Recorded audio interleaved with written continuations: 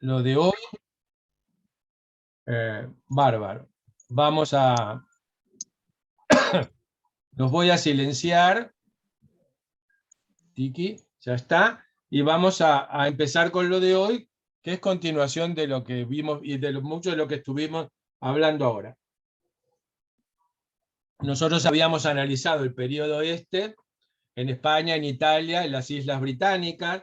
Hoy vamos a empezar, porque no nos va a dar el tiempo, ya casi llevamos media hora de nuestra hora. Vamos a empezar a abordar entonces hoy el periodo correspondiente a la Galia prerrománica. Esa Galia que uno la tiene unida a Obelix y Asterix, ¿verdad? Que justamente, pero Obelix y Asterix son un poquito anteriores a esto que estamos viendo, porque es esa rara lucha y simbiosis de los galos con los romanos. Recuerden, las aventuras de Asterix y de Obelix siempre tienen que ver con los romanos, están en ese periodo en que el poder romano y el de los pueblos galos está en lucha. Muy bien. Acá justamente en la Galia se dio una situación muy paradigmática de estas épocas, y es que muchas de las poblaciones, llamémosle bárbaras, entre comillas, fueron penetrando a la zona romanizada durante mucho tiempo antes de que se cayera el Imperio Romano, antes que desapareciera el Imperio Romano, que recuerden el siglo V, 476, por ahí. Ya en el siglo III, en el 276, nosotros tenemos el primer ingreso de poblaciones extrarromanas a la zona de la Galia, a lo que hoy es Francia, Alemania, Bélgica, Luxemburgo, esa zona un poco mayor de la Francia actual, pero de la Francia hacia el norte y hacia el centro de Europa. Allí ya en el 276 entraron varias poblaciones de francos y de germanos. Por supuesto, los francos son los que luego le van a dar nombre al territorio. Esa es una de las raíces del nombre de Francia, proviene de estos pueblos francos, no la única, pero una parte proviene de ahí. Y los alemanes, que son germanos, también son parte de esas poblaciones germanas, que también le terminarán dando nombre a Alemania posteriormente. Esta gente cruza el Rin y penetra en territorio franco. Por eso siempre, y este ya es un tema interesante que signa la historia de esas dos grandes potencias europeas como son Alemania y Francia, porque el origen de las fricciones entre la posterior Francia y posterior Alemania se da justamente en estas épocas, porque estas poblaciones avanzan desde el Rin hacia territorio francés, digamos, porque el Rin era un poco el límite del poder romano, del Rin hacia arriba, los romanos no estaban y eran todas estas poblaciones. O sea que bueno, aquí nosotros tenemos que francos y alemanes entran y ocupan parte del territorio francés hasta la altura de Autun. Ahora lo vamos a ver en un mapa, que es una porción bastante importante de lo que hoy es el territorio francés.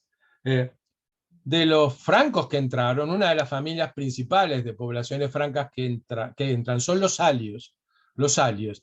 Y de ahí nos va a quedar, para que tú veas, Mónica, el tema, un ejemplo de lo que tú hablabas antes. Los alios traían un sistema específico de transmisión del poder, en el cual el poder del jefe del grupo solamente se transmite a los hijos varones, pero no a las mujeres.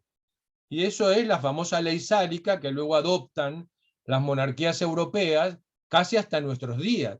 Recuerden que la monarquía inglesa y la monarquía española recién hace unos años eliminaron la ley sálica y hacen posible que una mujer que esté en condiciones herede el trono sin que se le prefiera un hermano varón menor, ¿verdad?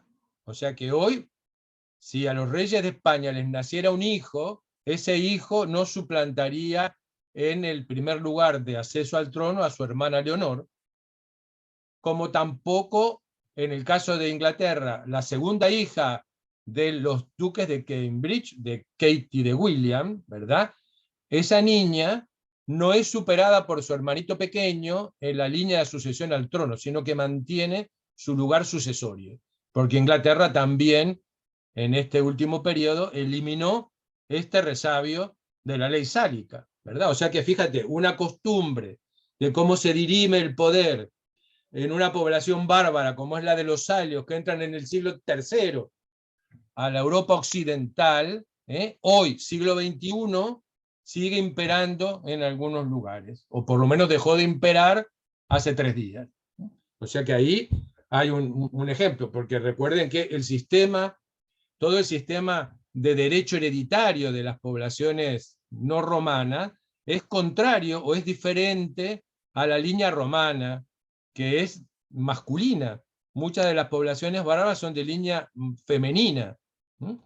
Como en el caso de Brasil, ¿verdad? Recuerden que en Brasil, hasta nosotros ahora lo podemos hacer igual en Uruguay, pero en Brasil normalmente los niños llevan el apellido de la madre, porque son de líneas matrilineales. En cambio, en el resto de la población de origen español es patrilineal. Sin embargo, ahora ustedes saben que en Uruguay, porque se reformó esta ley correspondiente al registro de hijos, se puede registrar como se quiera, con el apellido del padre o con el apellido de la madre, a elección de los padres.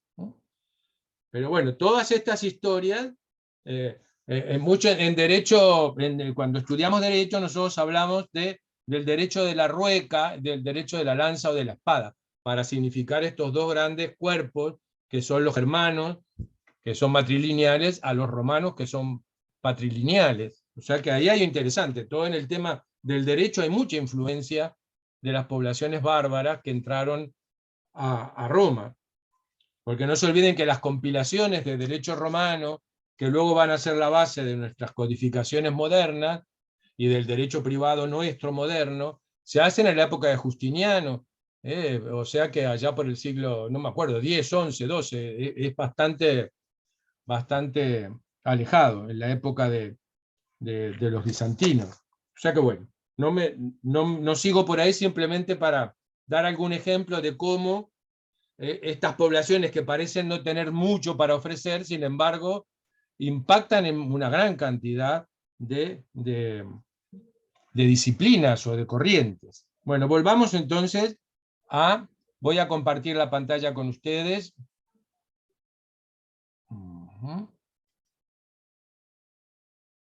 Ops. ¿Y por qué no salió? Minuto, porque no la compartí. Está con dejar de... Ahora sí. Ahora me apareció. ¿Están viendo la imagen o no? Háganme con la cabeza si sí o si no. ¿Están viendo Estamos imagen? viendo No. cantidad de, o sea, Sí. como si fuera una cantidad de Un imágenes. mosaico. Exacto, Un un mosaico, ahí mosaico. va. Ahora voy a la apertura del mosaico este. ¿Ahora lo ven en grande? ¿O siguen viendo el mosaico? No, el ¿No lo ven en mosaico. grande? Todavía Mosaico, no. Ay, madre de Dios. Bueno, entonces déjenme dejar de compartir pantalla. Vamos a volver a esto. Qué barbaridad. El otro día hicimos lo mismo. Vamos a ver. Chiric, chiric. Vamos a ver ahora otra vez. Ahora sí ven la pantalla completa. Ahora Ven sí. un mapa. Correcto. Ven un mapa. Vamos a ver si después podemos seguir con los otros.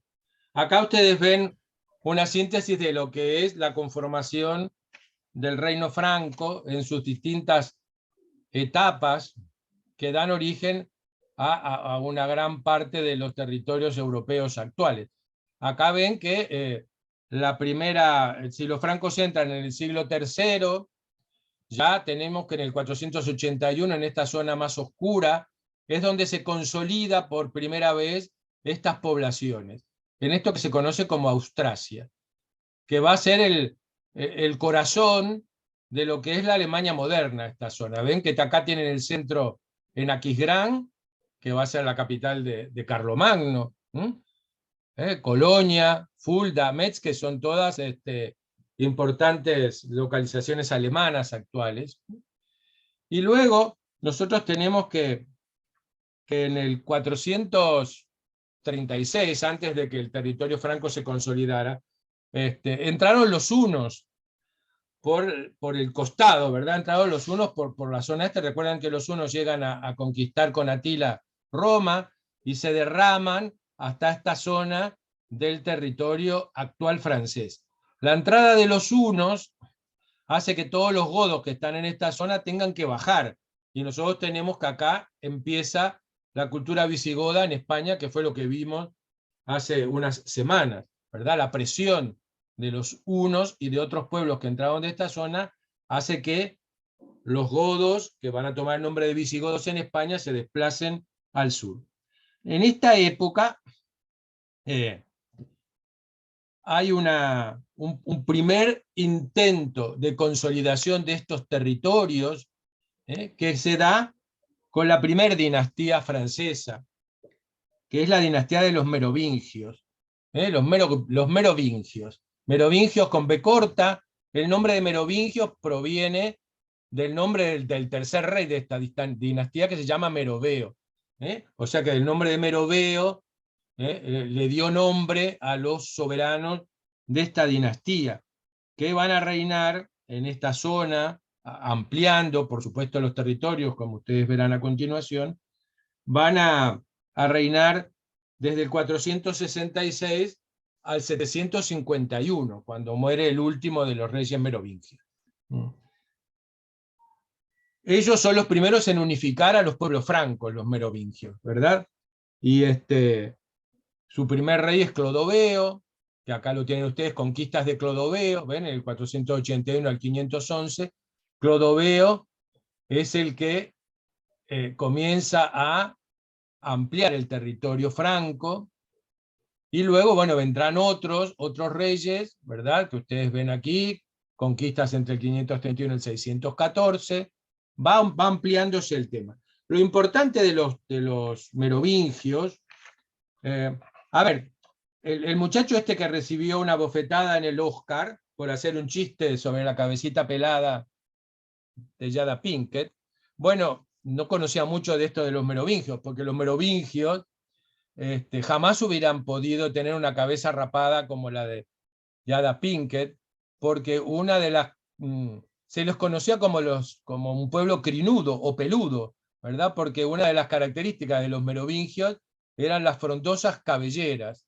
Si un jefe merovingio llegaba a ser tonsurado o cortado su pelo, se volvía incapaz de acceder al poder, por ejemplo, ¿verdad? O sea que el pelo era una de las principales características merovingias y era una condición sine qua non para que los hombres pudiesen ejercer el poder máximo. Miren qué curioso, ¿no? El otro día cuando el chiste ese que hizo el conductor me hizo acordar de la temática esta de los merovingios, no tan particular, de los reyes crinudos. Muy bien, volvamos a los merovingios. Aparte de tener espesa cabellera, tuvieron otra condicionante importante para el desarrollo de estos territorios, y es que rápidamente se convirtieron al cristianismo ortodoxo, es decir, al cristianismo romano. Recuerden que nosotros decíamos que muchos de las poblaciones que entraron al imperio, al territorio del imperio romano, y que estaban en sus márgenes, muchos entraron cristianizados, pero cristianizados en forma herética por la doctrina arriana. Bueno, en el caso de los merovingios, tuvieron un tema muy interesante para esta zona de Europa, que fueron cristianizados. Recuerden, cristianizados en el rito ortodoxo romano. Recuerden que la cristianización de los territorios francos se realizó desde las Islas Británicas, desde Irlanda. Recordarán que son los monjes irlandeses los que evangelizan, una de las principales contingentes evangelizadores de la zona actual francesa. Muy bien. Finalmente, al llegar a Carlomagno, que ya estamos en la dinastía que siguió a los merovingios, que es la carolingia, en el año 800 Carlomagno es coronado emperador de Occidente por el Papa en Roma, el imperio franco llega a su máxima extensión, que ven que es esta, delimitada por esta línea grisecita. Todo esto forma parte, en la época de esplendor del gobierno de Carlomagno, forma parte del imperio carolingio. El norte de Europa, el antiguo reino de los lombardos, y todo lo que es la actual Francia, y el norte de España, la zona catalana, que era la marca hispánica. Y se extiende a cubrir, obviamente, Francia, parte de la actual Suiza, Alemania, Austria, Italia, Luxemburgo, todo eso estaba cubierto por el imperio de Carlomagno, y esta zona de amarillito más claro no pertenecía de hecho al imperio, pero sí estaba bajo zona de influencia de Carlomagno, los checos, suavios, moravos y todos los demás. Muy bien. Así que esta es la esfera de ampliación más grande. Es importante desde el punto de vista de la religión, porque recuerden que, dado que esta zona fue cristianizada bajo el rito romano, para luchar contra la herejía arriana, que fue la más fuerte de esta época, el Papa se va a apoyar mucho en los reyes francos, y eso implica por qué en el año 800 el Papa de turno, ¿verdad?, entroniza a Carlomagno como emperador de Occidente, ¿verdad?, para buscar que la cristiandad ortodoxa romana tenga un poder temporal poderoso que la sostenga y que la ayuda a luchar contra las herejías. Muy bien. Nosotros sabemos que en el 751 los merovingios dejaron paso a los carolingios. ¿De dónde vienen los carolingios? Bueno, de un personaje muy importante que fue Carlos Martel, ¿verdad? Recuerden que acá, en esta zona de Poitiers, en el 732, Carlos Martel, que era un mayordomo de palacio merovingio, detuvo el ingreso de los musulmanes. Los musulmanes de todas maneras dieron batalla durante varias décadas más en esta zona de aquí, pero a partir de la batalla de Poitiers ya se detuvo el ingreso musulmán. Por supuesto, Carlos Martel se hizo muy poderoso. ¿Por qué? ¿Qué es esto de ser mayordomo de palacio? Las cortes de esta época son cortes itinerantes. No tienen una capital única, sino que el rey y su corte van de población en población, porque el rey, entre otras cosas, era el que otorgaba justicia, y por lo tanto él presidía los tribunales de justicia, y esto lo obligaba a desplazarse continuamente. Cuando se iba, pero de todas maneras tenían una ciudad principal, que era, podríamos decir, la capital. En el caso de merovingios y carolingios, la más conocida fue Aquisgrán, que es la ciudad de Aachen actual alemana. Por lo cual, cuando los reyes merovingios se iban de esta ciudad importante, quedaba a cargo del palacio y de los problemas de la corte normales un conde palatino, ¿verdad?, que recibió el título de administrador, de mayordomo de palacio. Carlos Martel fue un mayordomo de palacio. Y obviamente cuando venció a los musulmanes se hizo muy poderoso. En esta época la monarquía merovingia ya había decaído bastante. Se los conocía como, en francés, le roi fainéant, es decir, los reyes holgazanes, ¿verdad? Como que se pasaban de un lado al otro pasándola bien y se ocupaban poco de los temas de gobierno. Por lo tanto, Carlitos Martel dijo, vos, a ver, acá estoy yo que gobierno todo. Se murió el rey de su momento, y él dijo, ¿para qué vamos a nombrar otro? Si conmigo alcanza. Y entonces no se nombró un nuevo rey merovingio, y Carlos Martel quedó a cargo del gobierno de los francos. Después, cuando él murió, lo sucedió su hijo Pipino el Breve, que es el papá de Carlomagno. Ahí hubo un intento de volver a un rey merovingio, pero Pipino el Breve los acabó a todos, y ahí se consolida la dinastía carolingia, que toma su nombre de Carlos Martel, de Carolus, ¿verdad? Y también, bueno, el nieto, que va a ser Carlos el Magno o Carlos el Grande, Carlomagno. Esos dos Carlos dan origen al nombre de la dinastía carolingia, que va a reinar en todos estos territorios casi hasta el milenio, ¿verdad? Hasta el 987 específicamente, cuando el último rey carolingio es sustituido por una nueva dinastía, que es la de los Capetos, ¿verdad? Hugo Capeto, recordarán, que era conde de París, es el que va a iniciar la nueva dinastía, que es una dinastía que continúa reinando hasta el día de hoy, ¿verdad? ¿Por qué? Porque la dinastía Capeta, ustedes recordarán, dio los primeros reyes franceses desde esta época de casi inicios del milenio. En el caso de los Capetos, hasta la muerte de Felipe III el Hermoso. Cuando mueren los hijos de Felipe III el Hermoso, la rama Capeta queda sin descendencia masculina, estamos ya en el siglo XIV, y entra a reinar la segunda rama Capeta, que es la de los Valois, y cuando ésta se agota, entra a reinar la tercera rama, que es la de los Borbones, que es la que reina actualmente. En el caso de España, por ejemplo, que es la rama borbona española que se origina en Francia. O sea que esa dinastía que empieza en el 987 continúa en forma ininterrumpida hasta el día de hoy, que está representada por la corona española, entre otras, porque también tiene que ver la monarquía luxemburguesa y algunas otras. Es la monarquía, las líneas dinásticas más antiguas monárquicas europeas, anteriores a la inglesa, que comienza recién en el 1066. O sea que bueno, ahí tienen un desarrollo general de lo que va a ser Francia. Muy bien, veamos si esto, ahora puedo pasar a la segunda, y ahora vamos a ver algunas imágenes que tienen que ver con los merovingios, ¿verdad?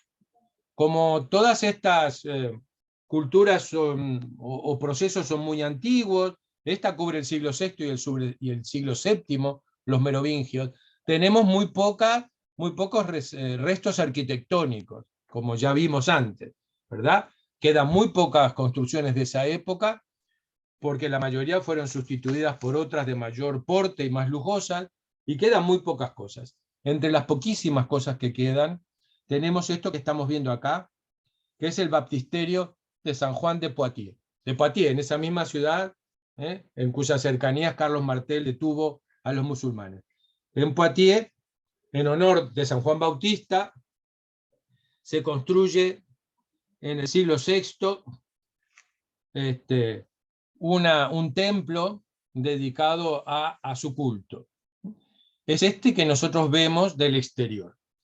Obviamente que está muy bien arregladito en el momento, porque hace años que es patrimonio histórico de Francia y patrimonio histórico de la humanidad, por lo tanto ha recibido muchos fondos, con el cual se ha conservado, se ha prolijado, se han hecho muchas búsquedas arqueológicas, etcétera, etcétera.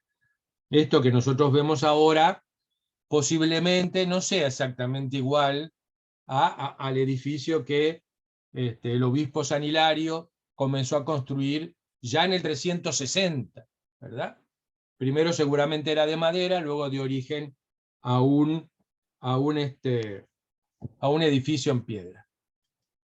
¿Ven? Acá ven un muro típico, este es un muro de ese templo del transepto. ¿Qué es el transepto? Es el brazo horizontal de la cruz, ¿verdad? La nave central es el palo vertical de la cruz, y el palo horizontal de la cruz es lo que se conoce como transeptos. Este es el lado sur del transepto, y acá ustedes ven una pared original de la época merovingia, es de las pocas que existen. Está hecha con pequeños ladrillos trabados, y tiene incluidas zonas decoradas, ¿verdad? Con esos mismos ladrillos y con elementos que se incluían dentro de la fábrica del muro. Este es uno de los escasísimos muros merovingios que se conservan en pie, y es de una evidente inspiración tardorromana, ¿verdad? Sigue el modelo constructivo romano. ¿Por qué? Porque para las monarquías de esta época, tanto para las dinastías merovingias como carolingias, el desideratum de ellos era producir el renacimiento de la antigua cultura romana. Y por lo tanto todos sus modelos va a ser Roma, tanto los modelos arquitectónicos como los modelos en todos los aspectos de la vida, se vuelven los ojos hacia Roma. Esto no es una copia pura y dura, ¿verdad? La que hacen los merovingios y los carolingios de los modelos clásicos romanos, sino que le van incorporando elementos propios que hacen que no sea una mera copia del modelo romano. Esto que ustedes ven acá atrás es la actual catedral de Poitiers, que es muy posterior, obviamente. Ven acá los pináculos, estos son típicos de las épocas posteriores, pero este muro es uno de los pocos resabios antiguos. San Juan de Poitiers se considera el edificio cristiano más antiguo existente en Occidente. El edificio más antiguo que existe en Occidente, en todo Occidente. O sea que es un templo muy importante justamente por esa característica. Acá ustedes ven el interior de la capillita del baptisterio. Acá, durante muchos siglos, hasta prácticamente la actualidad, hasta el siglo XIX, había una pila bautismal, normal, como las que vemos en cualquier iglesia, grande, pero pila bautismal, con un pie y una pila. En algunas de las búsquedas arqueológicas que se hicieron en este lugar, sobre principios del siglo XX, se descubrió que debajo de la pila bautismal había una pileta bautismal, esta que ustedes ven acá. ¿Por qué? Porque en esta época, hasta el siglo VIII, IX, por ahí, el bautismo se hacía por inmersión, no por aspersión como se hace actualmente. El bautismo por inmersión lo mantienen algunas iglesias protestantes en la actualidad, pero era la costumbre normal dentro del cristianismo ortodoxo, hasta que poco a poco en esos siglos se fue perdiendo y se fue adoptando el bautismo por aspersión, para lo cual se utilizaban las pilas bautismales. Acá ven que esta es una foto de 1911, porque en 1911 el obispado de Nantes fue quien patrocinó unas búsquedas arqueológicas en este sitio. Y ahí descubrieron, bajo la pila bautismal, toda rellena de escombros, la original pileta bautismal que se puso, se desescombró, y lo que ustedes ven actualmente es la pileta original del edificio, que es muy importante, es de los escasísimos ejemplos que existen de piletas bautismales cristianas ortodoxas, romanas, ¿verdad? Muy bien, acá ven un interior del baptisterio. Obviamente no es solamente prerromano, sino que tiene trazas del románico posterior. Estaba toda adornada con frescos murales, que se conservan en un estado no muy bueno.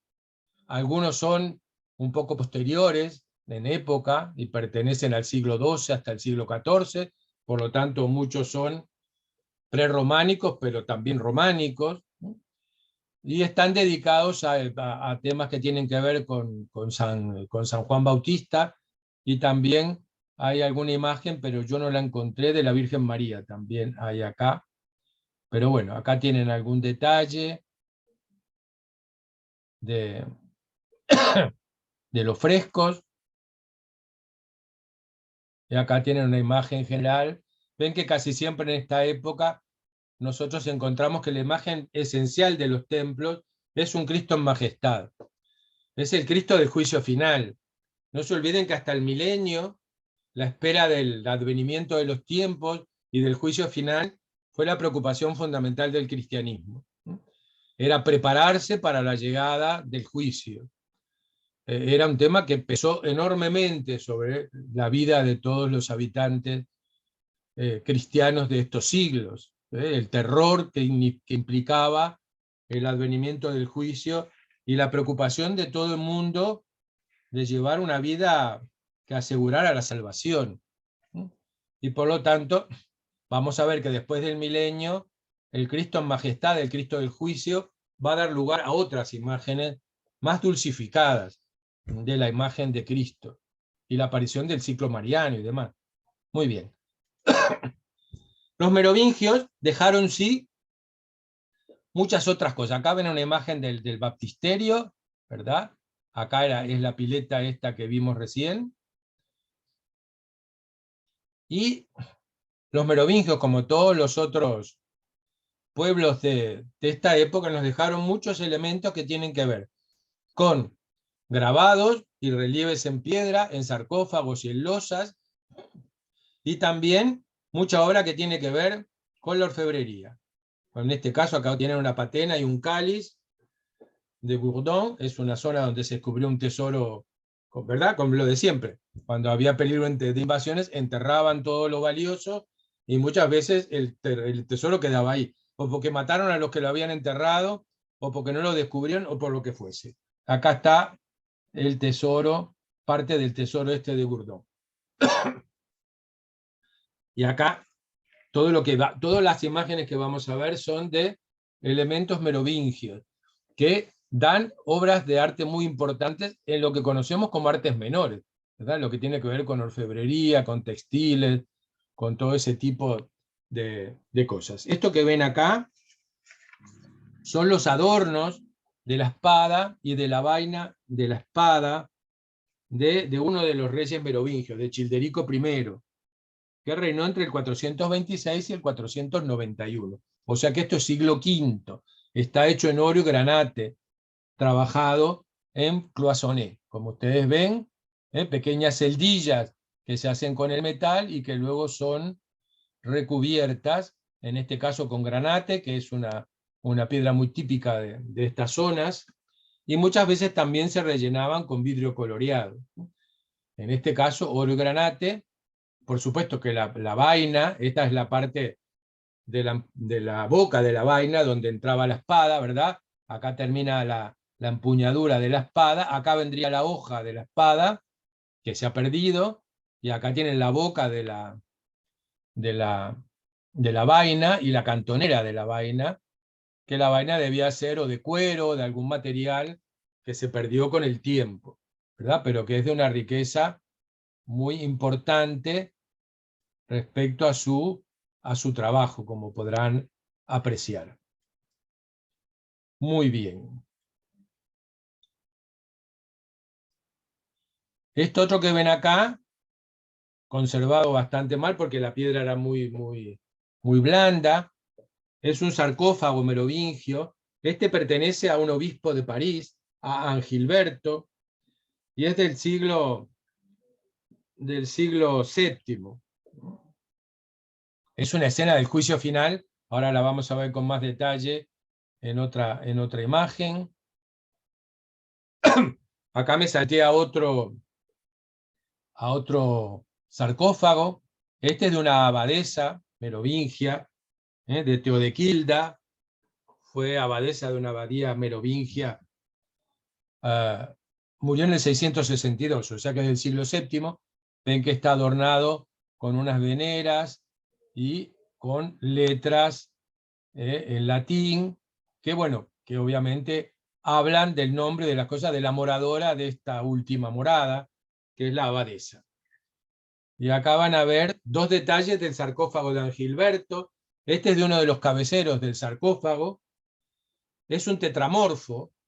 Como ya sabemos, el tetramorfo es la imagen que tienen los 4 símbolos de los evangelistas que circundan un Cristo del juicio final, ¿verdad? Que aparece acá en su mandorla, o almendra mística, como se llama esto, que aparece con el libro entre las manos, donde están asignados los que son condenados y demás. Bueno, muy bien. Esta es una típica muestra, y acá ven la del juicio final, que está muy mal. Tienen un Cristo en majestad en el medio, que está juzgando, de un lado a los que son condenados, de otro lado a los que sean salvos, que son los que tienen los brazos en alto en señal de oración y de dar gracias al Señor. Muy bien. Y acá tienen otro sarcófago de la zona de Charenton, del siglo VIII, perdón, del siglo VII, y acá lo traje porque básicamente verán que la decoración no es en relieve, sino que es en dibujo, en un dibujo tallado. Acá ven un crismón, miren la señal del crismón, ¿verdad? El chi, esta forma de X que es el chi, y esta forma de P que es el ro, el chi y el ro, que son las dos primeras letras, recuerdan, de la palabra de Cristo en griego.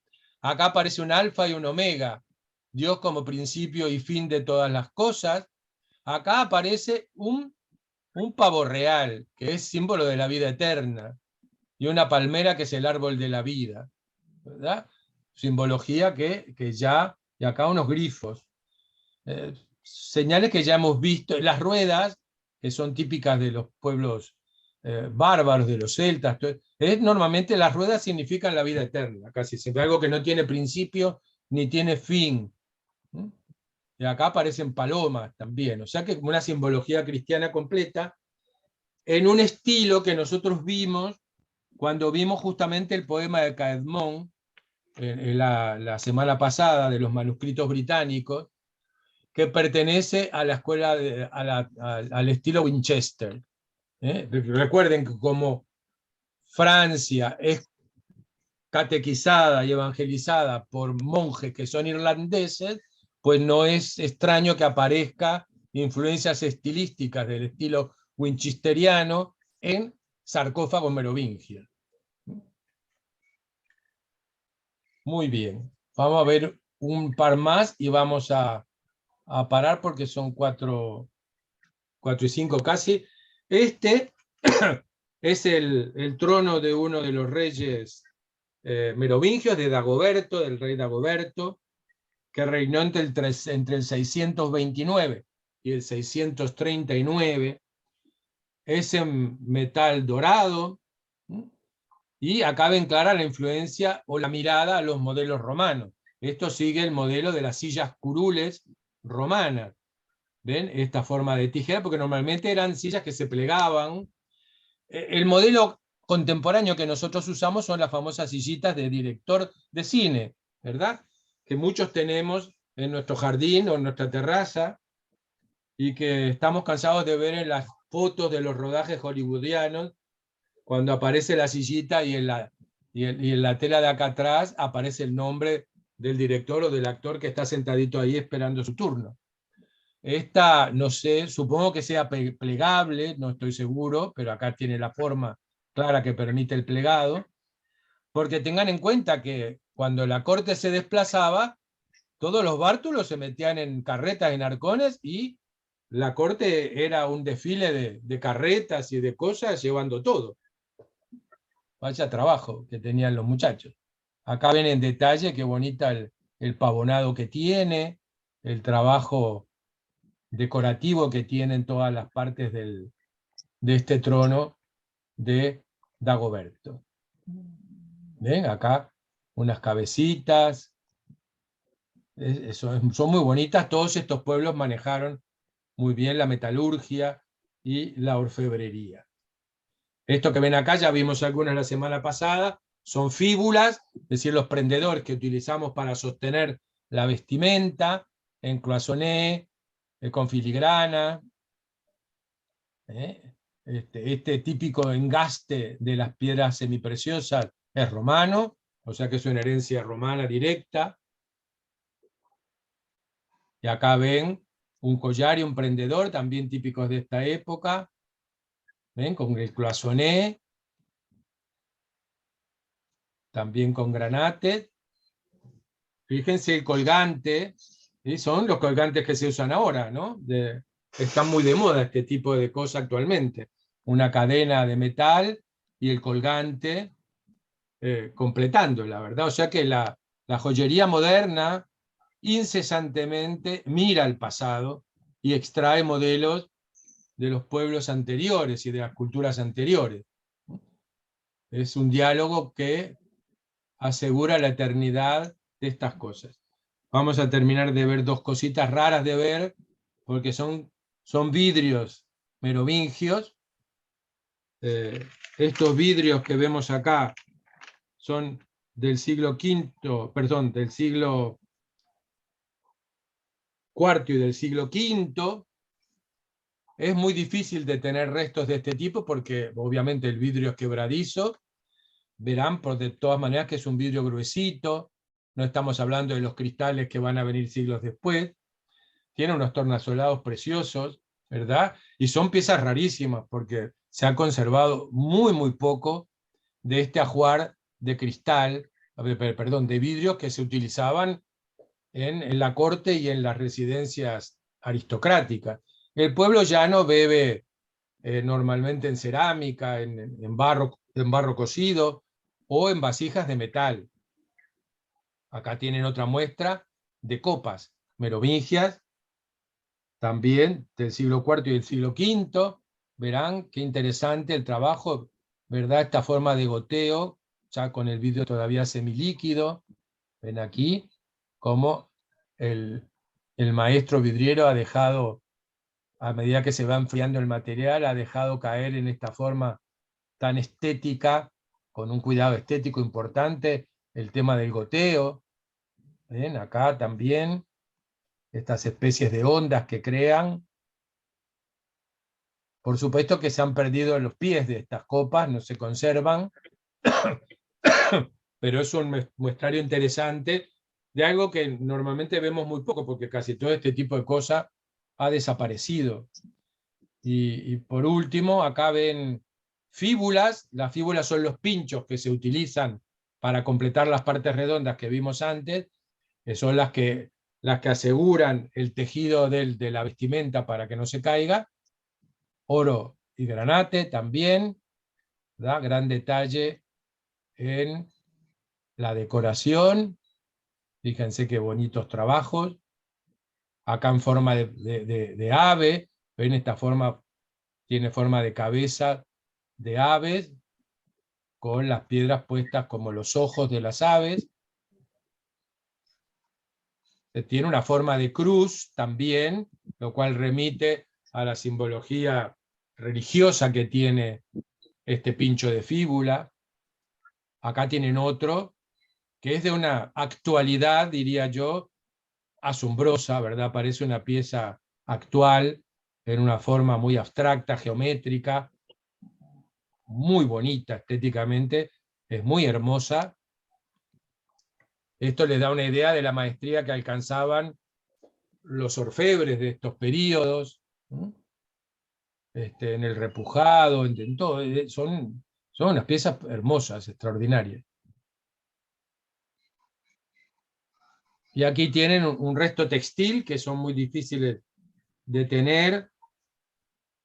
Esta es la camisa de una sacerdotisa, no, de una monja cristiana, ¿verdad? De Santa Batilda. Santa Batilda fue reina de los francos, fue la esposa de Clodoveo II, entre el 626 y el 680. Estaba en un convento y luego casó con el rey. No sé si las circunstancias específicas de su historia de amor entre Batilda y Clodoveo, pero bueno, esta mujer fue santificada en su momento y se conserva su camisa, ¿no? Ven, con una cruz bordada y otros elementos iconográficos, con aves y con personajes.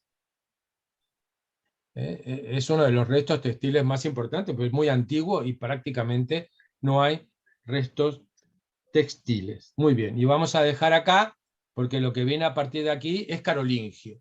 O sea que lo carolingio lo vamos a retomar el jueves que viene para...